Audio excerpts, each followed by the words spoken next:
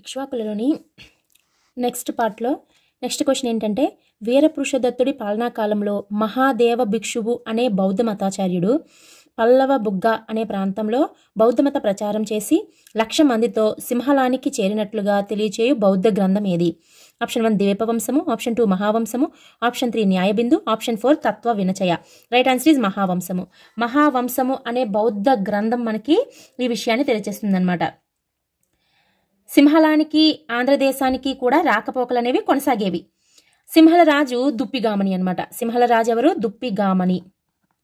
ఇతని కాలంలోనే పల్లవ బొగ్గ నుంచి మహాదేవుని నాయకత్వంలో 4,60,000 బౌద్ధ భిక్షువులు సింహలంలోని అనురాధాపురంలో నిర్మించిన స్తూపం యొక్క ఆవిష్కరణకు ఉత్సవానికి హాజరయ్యారని చెప్పేసి మనకి సింహల బౌద్ధ గ్రంథం మహావంశం తెలియజేస్తుంది. ఈ మహావంశము దీపవంశము ఈ రెండూ కూడా సింహల బౌద్ధ గ్రంథాలు. సింహల దేశం యొక్క బౌద్ధ గ్రంథాలు ఈ రెండు కూడా.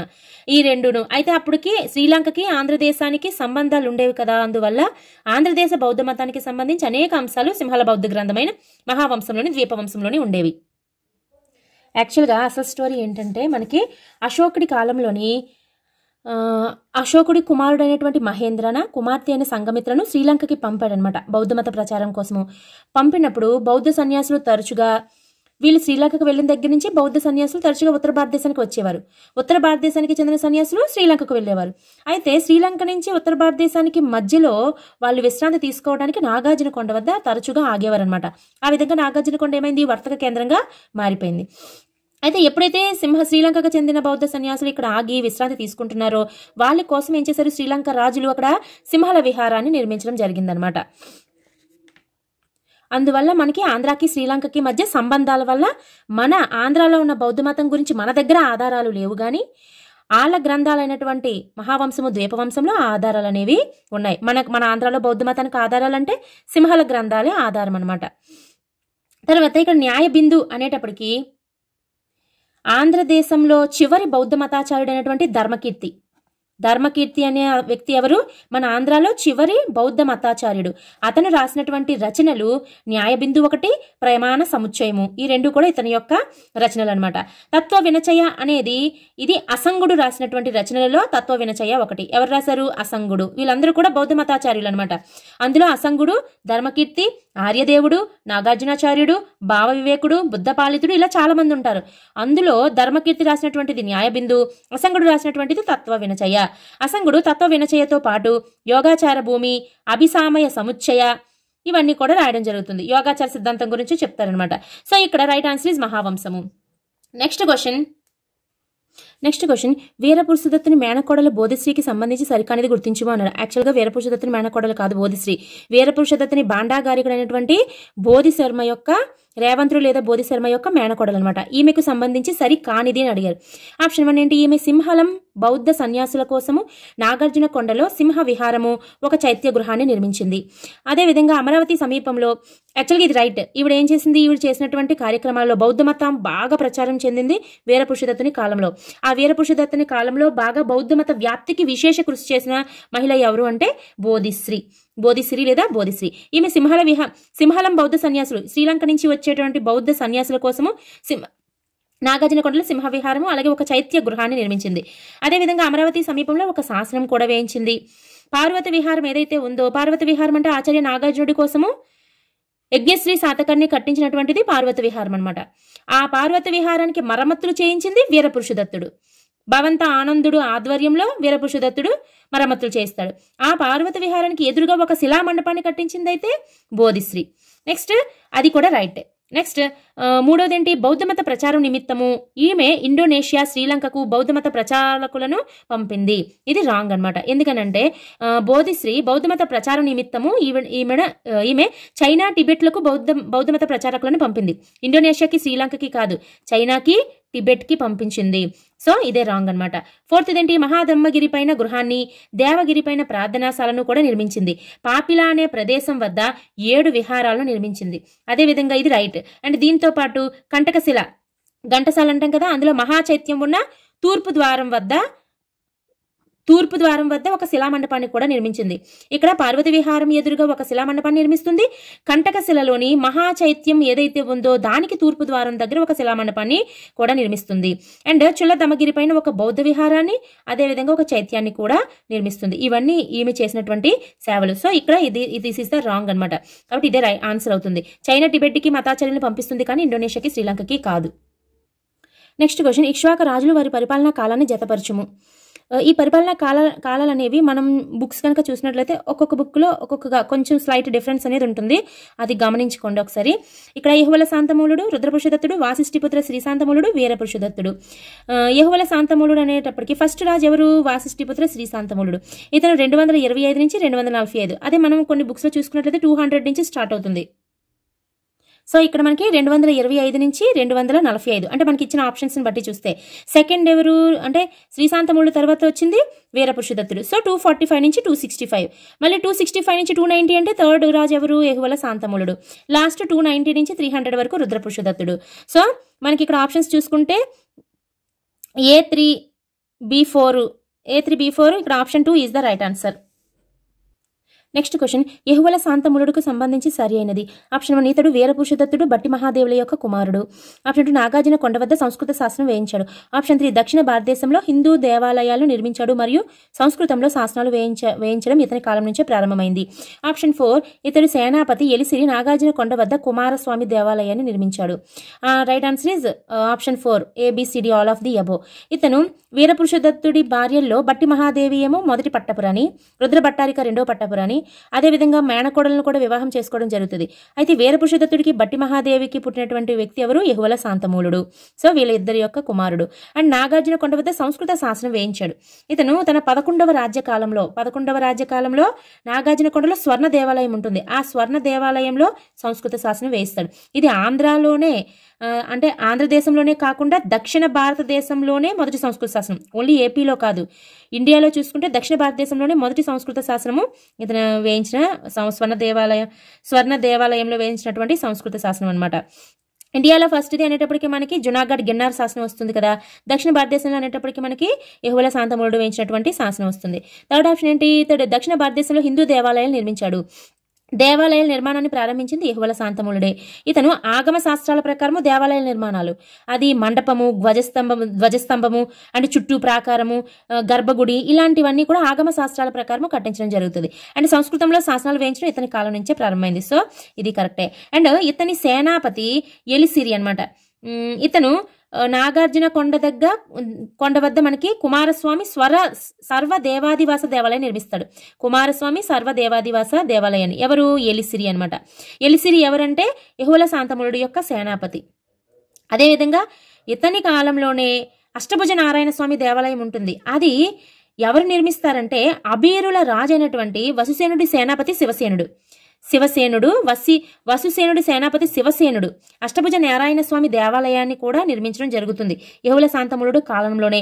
అంటే ఇక్ష్వాకుల యొక్క సరిహద్దుల్లో ఉన్నటువంటి అబీరుల్లో రాజైనటువంటి వసుసేనుడి సేనాపతి శివసేనుడు, అతను నిర్మించింది అష్టభుజ నారాయణ స్వామి దేవాలయం. ఇతని యొక్క సేనాపతి ఎలిసిరి నిర్మించింది కుమారస్వామి సర్వదేవాదివాస దేవాలయము. సో ఇక్కడ all of the above is right answer. Next, బౌద్ధులకు అభయముద్ర ఇస్తున్న మాందాత శిల్పం ఇక్ష్వాకుల కాలంలో ఏ ప్రాంతంలో లభించింది?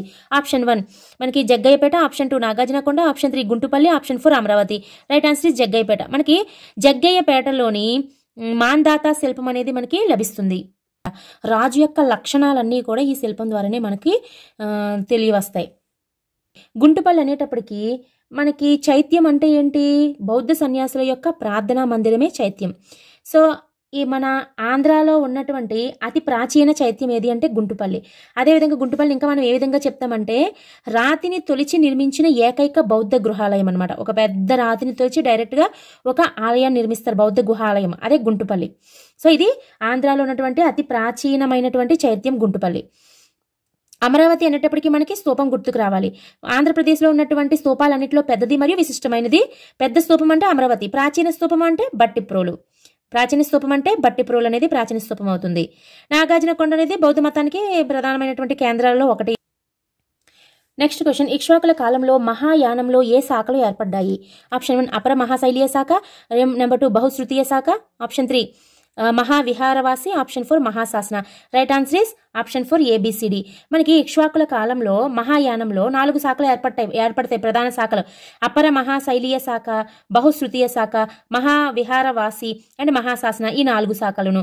అదే శాతవాహనుల కాలంలో అనేటప్పటికీ మహాసాంఘిక శాఖ, భద్రణీయ శాఖ అండ్ ధర్మోత్తరీయ శాఖ, ఇవి మనకి శాతవాహనుల కాలంలో ఏర్పడతాయి. ఈ 3 మహాసాంఘిక శాఖ, భద్రణీయ శాఖ, ధర్మోత్తరీయ శాఖ. అదే ఇక్ష్వాకుల కాలంలో అనేటప్పటికి 4 శాఖలు ఏర్పడతాయి. సో ఇక్కడ option 4 is the right answer. Next question, వీరగల్లులు అనగానేమిటి? ఆప్షన్ 1 యుద్ధంలో గెలిచిన సైనిక కూటమి, ఆప్షన్ 2 యుద్ధంలో చనిపోయిన వీరుల స్మారక చిహ్నాలు, ఆప్షన్ 3 బలులు జరిపే స్థలము, ఆప్షన్ 4 కుస్తీ పోటీలు జరిపే స్థలము. Option 2 right answer. యుద్ధంలో చనిపోయిన వారి యొక్క వీరుల స్మారక చిహ్నాలు. ఇక్ష్వాకుల కాలంలో మనకి యుద్ధంలో మరణించినటువంటి వీరులు ఎవరైతే ఉంటారో వాళ్ళకి శిలను ప్రతిష్ఠించి వారిని పూజించి ఒక పూజ అనేది వెలుగులోకి వచ్చింది. అదే వీరగల్లుల పూజ అనమాట. అలాంటి శిల్పాలు మనకి ఎక్కడ దొరికాయి? నాగార్జున కొండలో దొరికాయి. నాగార్జున కొండలో మనకి బయటపడడం జరిగిందనమాట. సో ఇక్కడ option 2 is the right answer. Next question, క్రింది వానిలో నాగార్జున కొండలో విలసిల్లిన బౌద్ధ శాఖలను గుర్తించము. ఆప్షన్ 1 మహాయాన, హీనయాన, థేరవాద, ఆప్షన్ 2 మహాయానము, థేరవాదము, బహుశ్రుతీయ, ఆప్షన్ 3 మహాయానము, బహుశ్రుతీయ, హీనయాన శాఖ, ఆప్షన్ 4 థేరవాద, బహుశ్రుతీయ, హీనయాన శాఖ. Right answer is option 2. ఇక్కడ మనము ఎలిమినేషన్ మెథడ్ లో చూసుకున్నట్లయితే హీనయానం అనేది ఏంటి? అమరావతి అనేది హీనయానానికి సంబంధించిన కేంద్రం. ఇక్కడ హీనయానం ఉంది, ఇక్కడ హీనయానం ఉంది. ఇక్కడ హీనయానాలు అనేవి అమరావతికి సంబంధించిన. ఇక్కడ నాగార్జున కొండలో అడిగారు కాబట్టి ఇక్కడ మిగిలింది ఒకే ఒక ఆప్షన్, మహాయానము, థేరవాద, బహుశ్రుతీయ శాఖ. Option 2 is the right answer. యాక్చువల్గా నాగార్జున కొండ మహాయానము అండ్ అమరావతి హీనయానము. నెక్స్ట్ క్వశ్చన్, ఏ ఇక్ష్వాక రాజు కాలంలో శాసనములలో ప్రాకృత భాషకు బదులుగా సంస్కృత భాషను ఉపయోగించారు? ఆప్షన్ 1 శ్రీశాంతమూలుడు, ఆప్షన్ 2 వీరపురుషదత్తుడు, ఆప్షన్ 3 యెహువల శాంతమూలుడు, ఆప్షన్ 4 రుద్రపురుషదత్తుడు. రైట్ ఆన్సర్ ఇస్ యెహువల శాంతమూలుడు. ఇక్ష్వాక రాజులలో 3వ రాజు అయినటువంటి యెహువల శాంతమూలుడు ఆలయాల నిర్మాణం కానీ అదేవిధంగా సంస్కృతంలో శాసనాలు జారీ చేయడం కానీ ఇతని కాలం నుంచే మొదలవుతుంది. సో అతని కాలంలోనే ప్రాకృత భాషకు బదులుగా సంస్కృత భాషను శాసనాల్లో ఉపయోగిస్తారు. స్వర్ణ దేవాలయంలో సంస్కృత శాసనాన్ని వేయిస్తాడు అనమాట ఇతను. ఆంధ్రదేశంలోనే కాక దక్షిణ భారతదేశంలోనే మొదటి సంస్కృత శాసనం అది.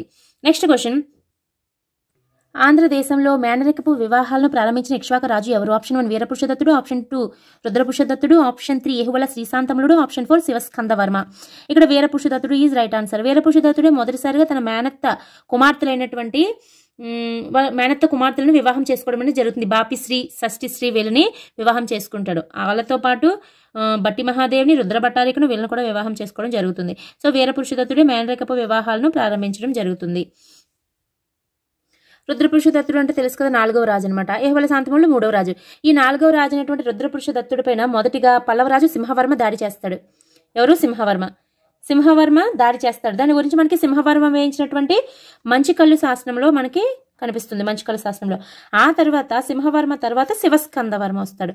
ఈ శివస్కందవర్మ కూడా ఇక్ష్వాక రాజ్యంపై దాడి చేసి కృష్ణానదికి దక్షిణాన ఉన్న ప్రాంతాన్ని ఆక్రమిస్తారనమాట. దాంతో ఇక్ష్వాకులు అంతమైపోతారు. సో ఇక్కడ వీరపురుషదత్తుడు ఈజ్ రైట్ ఆన్సర్.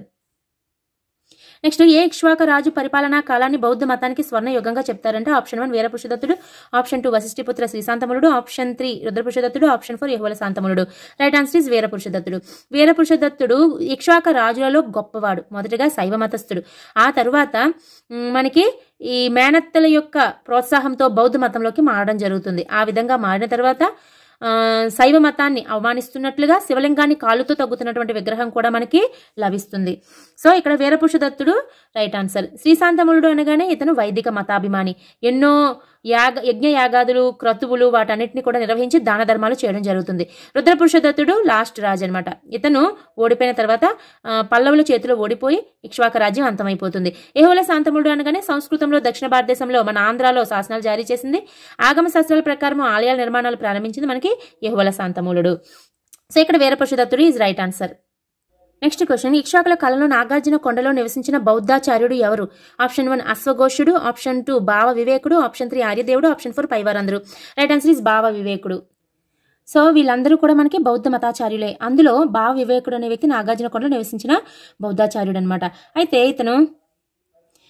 ఇతను తార్కికవాదం ఏదైతే ఉందో దాన్ని ప్రవేశపెడతాడు. ఏది? స్వతంత్ర సిద్ధాంతిక తార్కికవాదం. తర్కశాస్త్రం కాదు. తర్కశాస్త్ర పితామహుడు అయితే దిగ్నాగుడు. కానీ ఇతను తార్కికవాదాన్ని ప్రవేశపెడతాడు. ఇతని రచనలు ఉంటాయి. ఏంటి?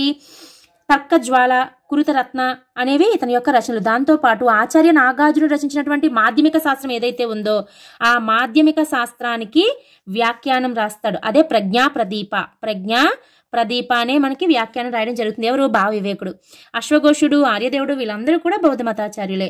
ఇందులో ఆర్యదేవుడు అనేటప్పటికి ఆచార్య నాగార్జునుడు యొక్క శిష్యుడు అనమాట. ఇతని రచనలు చాలా ఉంటాయి. ఇతను కూడా మాధ్యమికవాదం అనే సిద్ధాంతాన్ని ప్రచారం చేస్తాడు. నెక్స్ట్ క్వశ్చన్, ఇక్ష్వాకుల రాణులు ఏ మతాన్ని ఆదరించారు? జైన మతం, బౌద్ధ మతం, శైవ మతం, వైష్ణవ మతం. మనకి ఇక్ష్వాక రాణులు అనేటప్పటికీ బౌద్ధ మతాన్ని ఆదరించారు.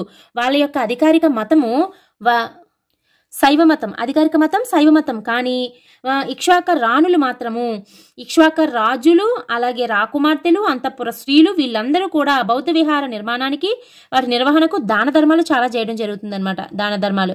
సో రాజులలో మళ్ళీ శ్రీశాంతములుడు వైదిక మతము, అదేవిధంగా మిగతా వాళ్ళందరూ శైవ మతం ఉంటుంది. వీరపురుషదత్తుడు మాత్రము బౌద్ధ మతం. ఫస్ట్ శైవ మతంలో ఉన్నప్పటికీ తర్వాత బౌద్ధ మతంలోకి మారడం జరుగుతుంది. సో వాళ్ళ అధికార మతం అయితే శైవ మతం, కానీ రాణులందరూ కూడా బౌద్ధ మతాన్ని బాగా ప్రోత్సహించారు. నెక్స్ట్ క్వశ్చన్, ఇక్ష్వాకులకు సామంతులుగా ఉన్నవారిని గుర్తించుము. ఆప్షన్ 1 శాతవాహనులు, చాళుక్యులు, ముదిగొండ రాజులు. ఆప్షన్ 2 పల్లవులు, బృహత్పలాయనులు, సాలంకాయలు. ఆప్షన్ 3 దళకులు, కులాహలు అండ్ పూగీయులు. ఆప్షన్ 4 విష్ణుకుండిలు, ముదిగొండ చాళుక్యులు, కళ్యాణి చాళుక్యులు. రైట్ ఆన్సర్ ఇస్ పల్లవులు, బృహత్పలాయనులు, సాలంకాయలు. వీళ్ళందరూ కూడా మనకి ఇక్ష్వాకులకి సామంతులుగా ఉండడం జరుగుతుంది. ఇక్ష్వాకుల తర్వాత ఇవన్నీ కూడా విడివిడి రాజ్యాలుగా ఏర్పడడం అనేది జరుగుతుంది. నెక్స్ట్, ఇటీవల కాలంలో యెహోవా శాంతమూలుడు గుమ్మడిదర్రు ప్రాకృత శాస్త్రం ఏ జిల్లాలో లభ్యమైంది? మనకి రీసెంట్ గా దొరికిందంటే ఇది గుమ్మడిదర్రు ప్రాకృత శాస్త్రం గుంటూరు జిల్లాలో మనకి లభ్యమైనది.